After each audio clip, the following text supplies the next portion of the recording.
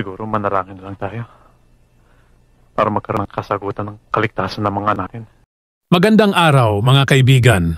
Sa episode na ito, bibigyan natin ng pugay ang isang natatanging aktor sa mundo ng Philippine cinema, telebisyon at teatro, si Chingoy Alonso.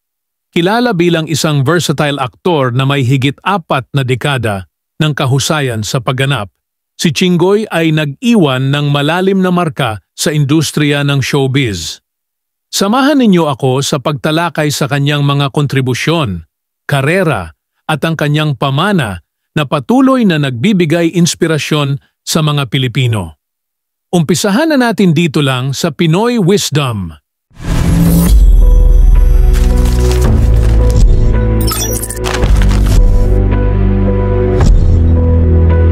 Si Chingoy ay nagsimula bilang isang batang aktor na may malalim na pagmamahal sa sining.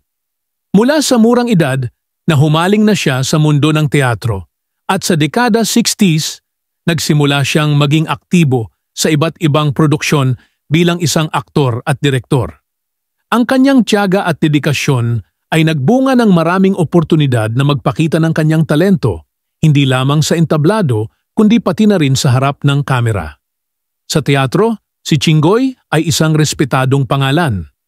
Aktibo siya sa The Company of Players at iba pang mga grupo kung saan ipinakita niya ang kanyang versatility bilang isang aktor at direktor.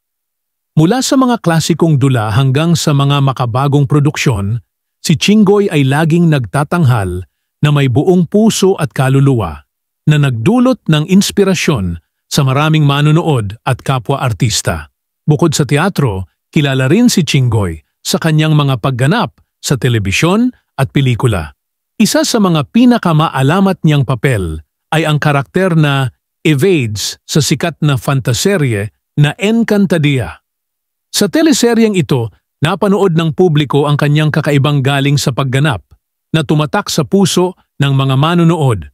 Hindi rin matatawaran ang kanyang pagganap sa iba pang mga serye tulad ng Sana Ay Ikaw Na Nga, 2002, at Indio, 2013, kung saan ginampanan niya ang papel ni Don Hernando Pelaez. Ang kanyang huling proyekto sa telebisyon ay ang Wildflower, 2017, kung saan siya ay gumanap bilang si Senador Pablo Alcantara. Sa pelikula, napanood din si Chingoy sa iba't ibang proyekto kabilang ang Moments of Love, 2006, The Healing, 2012, at Etiquette for Mistresses, 2015. Ang kanyang mga karakter ay laging may lalim at komplikasyon, bagay na nagpapatunay sa kanyang kahusayan bilang isang aktor. Si Chingoy ay hindi lamang kilala sa kanyang mga pagganap, kundi pati na rin sa kanyang pagiging isang mapagmahal na ama.